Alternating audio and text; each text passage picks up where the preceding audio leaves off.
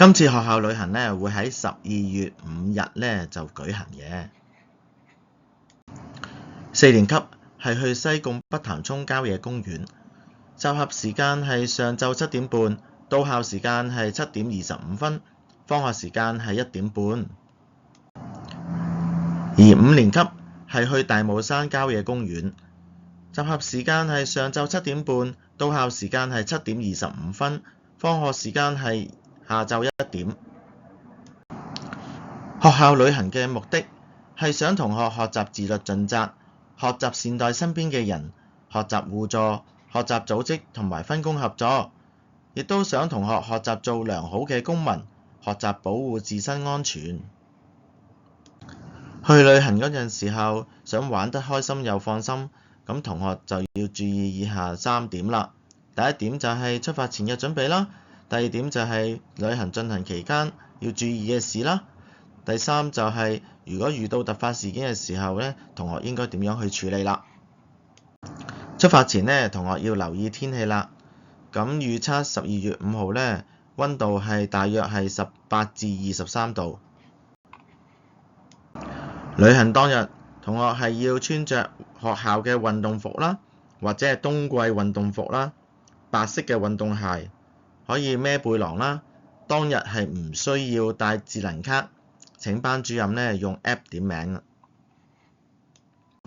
同學出發前咧，記住自備食物同埋足夠嘅食水，千祈唔好帶啲會好容易碎嘅器皿啦，例如玻璃瓶等啦。建議同學當日咧係帶充足嘅食物啦、飲品啦、帶相機啦，記住要帶運動外套啦、帶帽啦、帶啲防曬用品啦，可以搽定啲蚊膏啦，帶備啲消毒紙巾啦。記住真係唔好帶遊戲機啦，亦都唔好帶手機啊，或者有玻璃嘅物品啦。千祈不要帶打火機喎。旅行期間呢，同學要守秩序、守時，注意自身安全，唔好獨自離隊。如果真係要離隊嘅話呢，記緊先通知老師。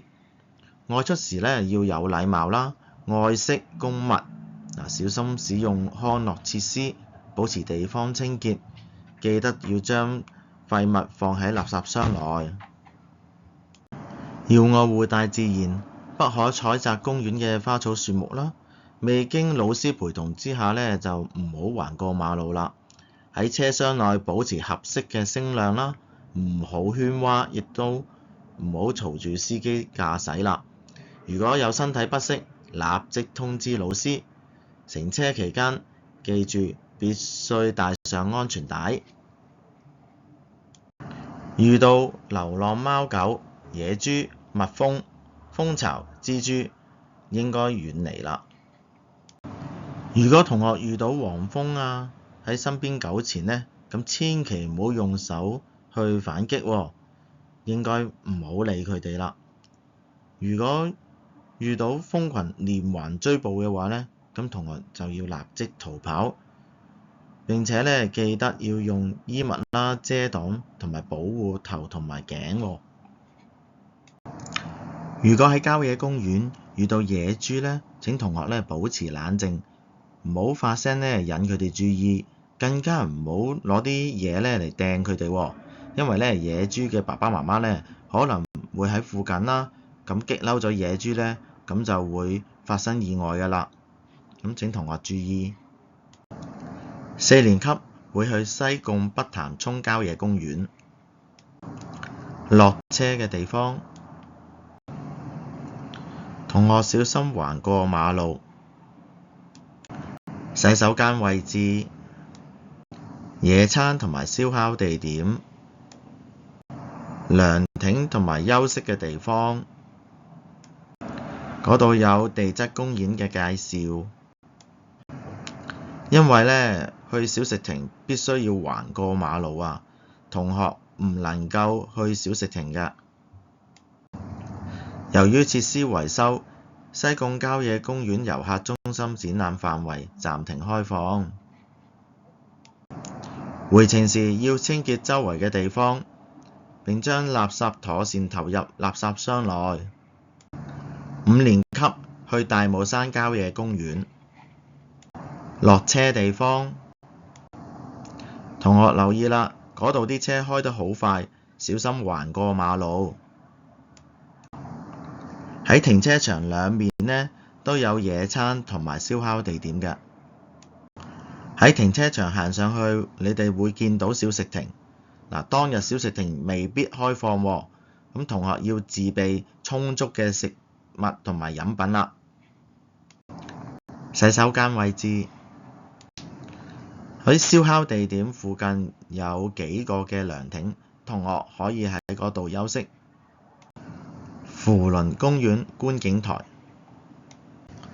如果同學要去遊客中心呢，路面較斜，要步行5至10分鐘到㗎，必須要由老師帶領，人數大約係4至6人到。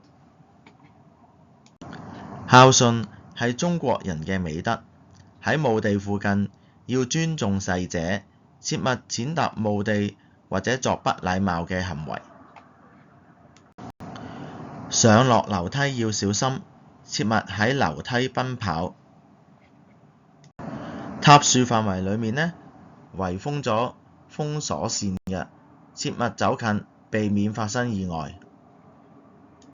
最後，同學要注意安全，私人嘅財物應小心保管，不應帶備過多嘅金錢或貴重物品，避免不必要嘅損失。學生不得隨地拋棄垃圾，應保持環境清潔，愛護大自然。學生要言行舉止要檢點，以免破壞個人同埋學校聲譽。未經批准，學生不得擅自離開指定嘅活動範圍。如遇意外或突發事故，請即時通知老師。學生不應離群獨自行動。祝同學旅行愉快！